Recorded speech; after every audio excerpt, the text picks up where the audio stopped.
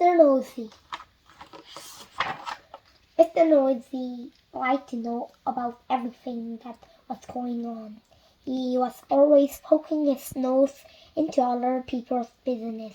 Mr. Nosey was a sort of a person who, if came upon a locked door, couldn't resist looking through a keyhole to see why the door had been locked.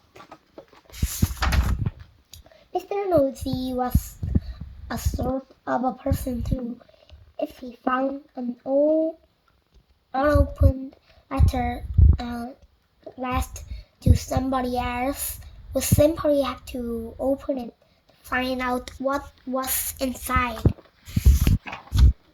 Mr. Nosey was the sort of a person who, if he was sitting reading his paper on the train, would much rather read the paper of the person sitting next to him. Naturally, as you might well imagine, Mr. Nosey was not very popular. People did not like the way in which Mr. Nosey would pick and pry into their affairs. They did not like it at all. But did that stop Mr. Nosey picking and prying? It did not. Mr. Nosey lived in a funny tall thin house in a place called Tittertown. The people of Tittertown decided that Mr. Nosey was becoming much too nosy, and so they had a meeting to discuss what to do about him.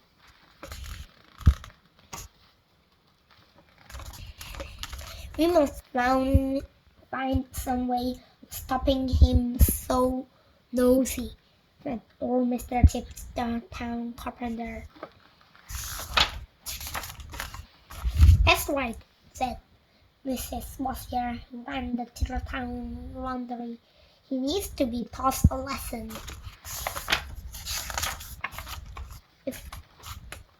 If only we could think of a way to stop him poking in his nose into everything, said Mr. Brush the painter, and then a small smile spread over his face. Listen, he said, now grinning, I have a plan. All his friends gathered around to listen to his plan.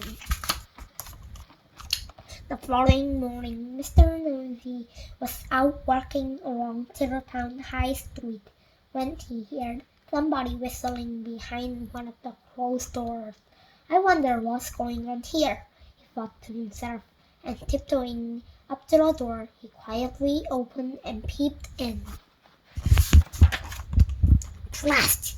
Went a very red paintbrush right on the end of Mr. Nosey's nose, covering with bright red paint.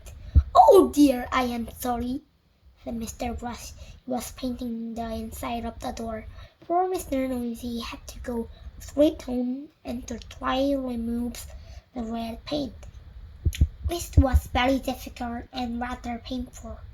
Mr. Brush chuckled to himself. The plan has begun. The following day, Mr. Nosey was out working past the laundry when he heard somebody laughing on the other side of the wall. I wonder what's going on here, he thought to himself, and standing on tiptoe, he looked over the wall. Snap! And a clothes peg right on the end of Mr. Nosey's nose. Oh dear, I am sorry, Mr. Wasier. Mrs. Wasier, who was hanging up clothes on a washing line on the other side of the wall. Poor Mr. Nosey removed the clothes peg and went up down the street, feeling extremely sorry for himself and for his poor red nose. Mrs. Washer chuckled to herself. The plan was working. The next day, Mr. Nosey was going past the fence when he heard hammering. I wonder what's going on here, he thought to himself, and creeping very quietly to the end of the fence, he peeped around.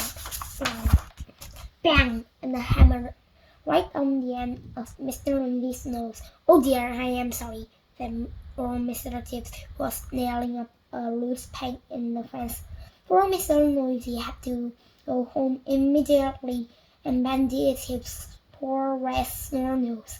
Mr. Tibbs grinned a broad grin. The plan was working very well indeed.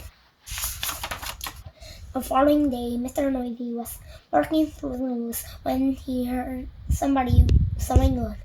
I wonder what's going on here, he thought to himself, and he crept behind a tree. He was just about to peer around the tree when he was suddenly aware to himself that he did something very nasty might happen to his nose, and so he went on his way without being nosy. Behind the tree, with a sore raised on his hand, stood Mr. Herd the farmer. When he saw that Mr. Nosey had gone on his way without being noisy, he laughed and laughed and laughed. The plan had worked. Mr. Herd hurrying into the theater time to tell everyone had really worked, because after that Mr. Nosey stopped being noisy and soon became very good friends with everybody in theater town. And that is the end of the story. Except to say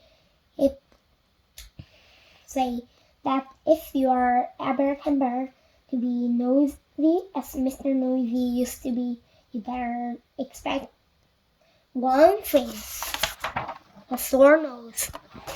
The end.